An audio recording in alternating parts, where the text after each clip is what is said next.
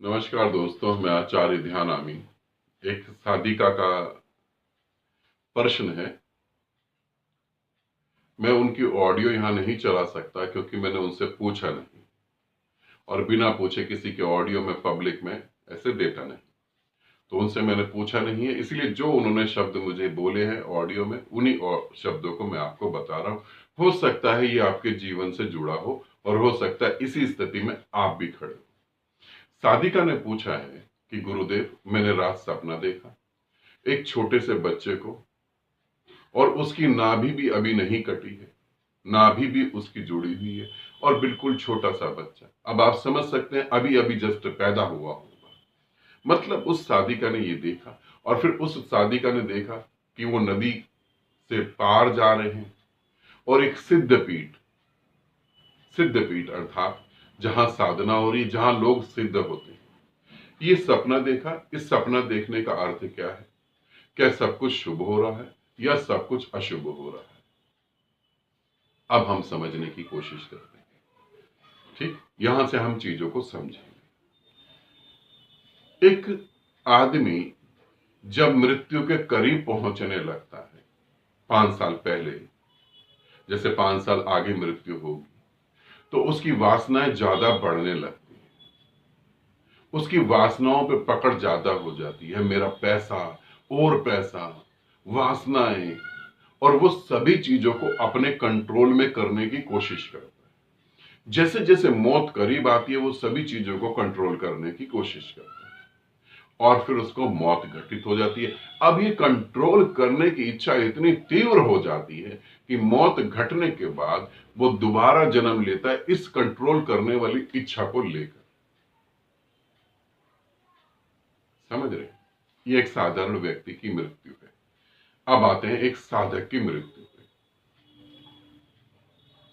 एक साधक की जब मृत्यु घटित होने लगती है, तो उसका रुझाव जो है अध्यात्म की तरफ, अध्यात्म के अनुभव की तरफ जाने लगता है। और वो अध्यात्म के कुछ ऐसे अनुभव देखते हैं जिसमें संसार भी मिक्स होता है, अध्यात्म भी होता है। जैसे उदाहरण दे रहा हूं, ये मेरे जीवन में घटा। मेरी नानी थी, मेरी नानी की मृत्यु हुई। नानी बहुत साधना करती थी, बहुत ज्यादा साधना करती थी, मगर किसी गुरु से नहीं जुड़ी हुई थी, और साधना ही करती थी। उनकी साधना करते हुए जो है तबीयत खराब हो गई, और वो फिर भी साधना करती थी। धीरे धीरे उनका दिमाग जो है उनका साथ छोड़ने लगा। वो मंदिर जाती थी सुबह 5 बजे। 5 बजे वहां का पंडित मंदिर खोल देता था, वो 5 बजे ही पहुंच जाती थी। फिर धीरे धीरे क्या हुआ, वो रात के 2 बजे मंदिर पहुंच जाती थी। उन्हें लगता था मंदिर खुल गया। फिर पंडित जी जो है उन्हें वापस घर भेजते थे, फिर वो घर आके सोती थी, फिर 3 बजे चली जाती।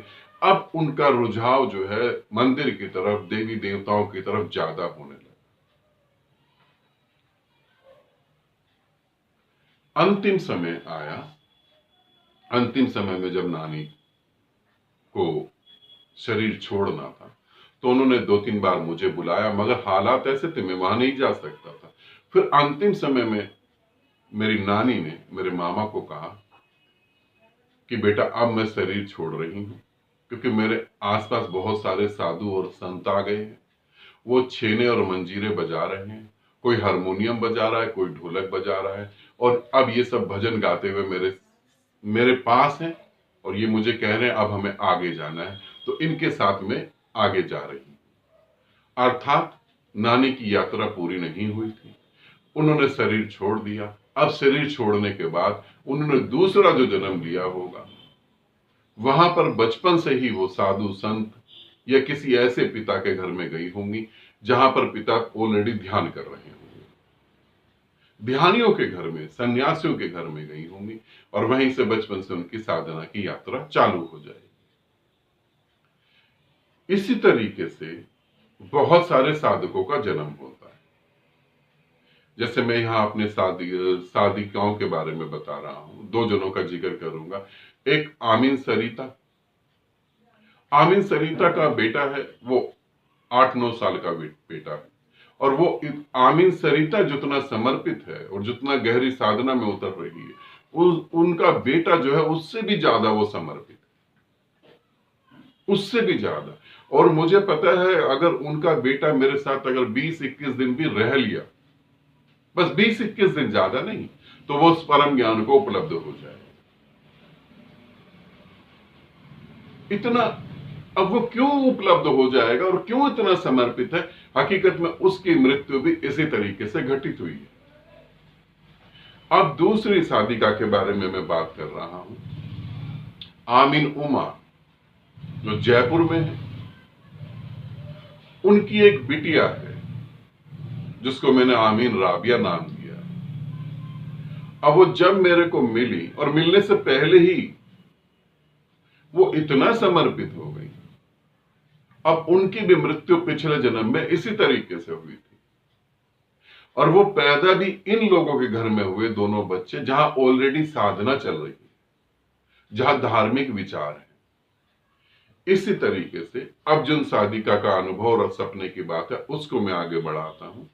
जब हम ऐसा सपना देखते हैं तो ये तो निश्चित है, पक्का है, आप सब भी जानते हैं, मैं बोलूं या ना बोलूं, अंदर आप ये बात को जरूर जानते हैं। जितना साधना को समय चाहिए, जितना परमात्मा के प्रति आपको समर्पित होना था, उतना समर्पित आप परमात्मा के प्रति नहीं, समाज के प्रति हैं।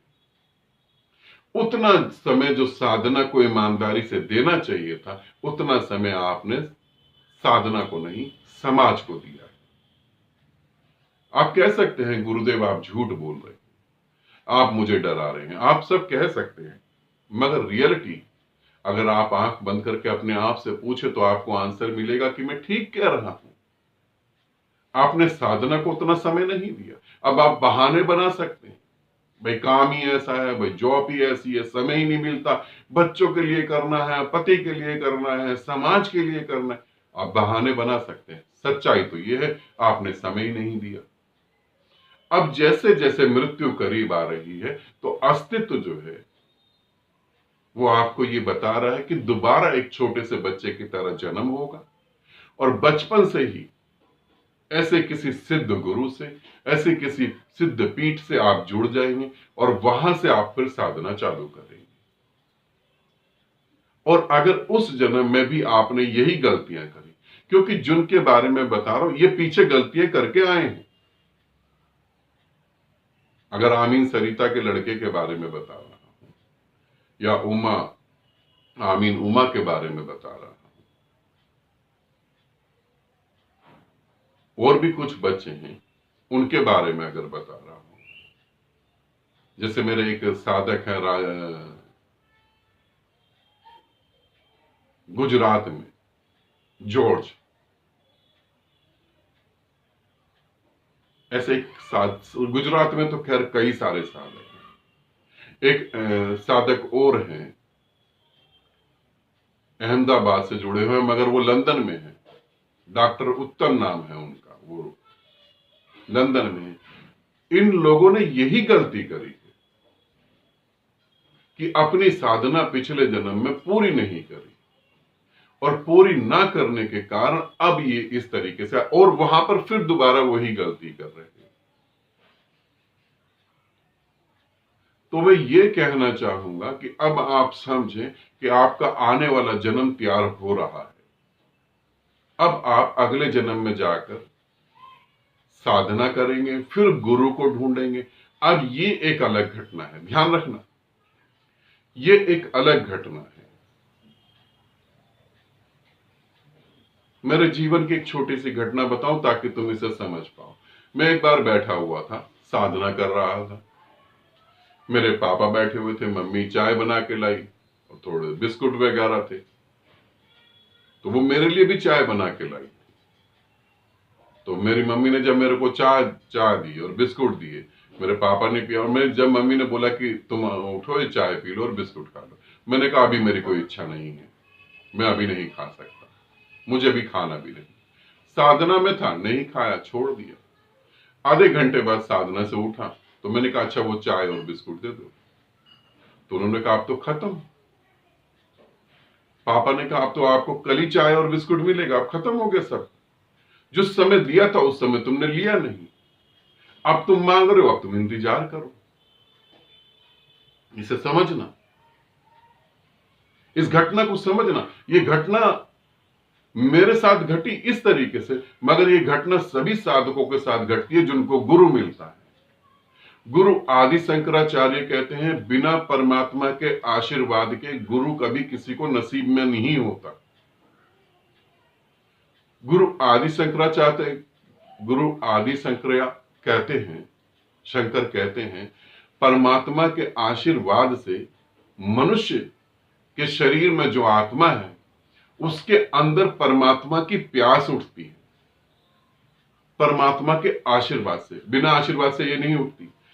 ये दुर्लभ है, बहुत दुर्लभ है। करोड़ों में किसी के अंदर ये प्यास उठती है। उसके बाद फिर परमात्मा की और कृपा होने के बाद उस साधक को, उस व्यक्ति को गुरु के दर्शन होते हैं। ये और भी दुर्लभ है। और इससे भी ज्यादा दुर्लभ और मुश्किल घटना है, ये सच है, ये बड़ी मुश्किल घटना है। तुम्हारे प्यास उठ जाए ये भी ठीक, तुम्हें गुरु मिल जाए ये भी ठीक, फिर कोई गुरु तुम्हें स्वीकारता है। ये जरूरी नहीं है तुम गुरु के पास जाओ गुरु तुम्हें स्वीकार, फिर कोई गुरु तुम्हें स्वीकारता है। तो अब अगला जन्म की तैयारी हो रही है। अगले जन्म में तुम्हें गुरु मिलेगा या नहीं मिलेगा इसकी कोई श्योरिटी नहीं। कितने जन्म तुम अब गुरु के इंतजार में बिताओगे उसका कोई पक्का नहीं। ये एक साधिका का अनुभव, एक साधिका का सपना जिसको मैं यहां व्याख्या कर रहा हूं, ये आपके साथ भी हो सकता है, ये आपके साथ भी हो रहा होगा। तो आप इसे सुनकर अलर्ट हो जाएं। कहीं ये ना हो कि फिर दोबारा जन्म लेना पड़े और फिर गुरु प्रतीक्षा में कई जन्म लेने पड़े।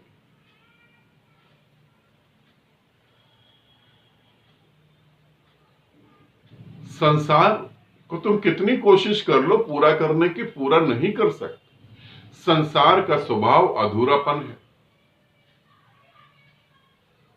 वासना का स्वभाव अधूरापन है। पूर्ण उसे करा ही नहीं जा सकता। जिसका स्वभाव अधूरा है तुम उसे कैसे पूर्ण कर दोगे? इस पृथ्वी पर आज तक कोई पूर्ण नहीं कर पाया, तो तुम कहां अपना समय खराब कर रहे हो? फिर अगले जन्म में, फिर किसी और जन्म में, किसी और रंग रूप के साथ, किसी और संगीत के साथ, किसी और नृत्य के साथ, किसी और स्वर के साथ मुलाकात होगी। फिर ठीक है, आनंदित रहो, सदा खुश रहो। बहुत बहुत प्रेम आप सभी को।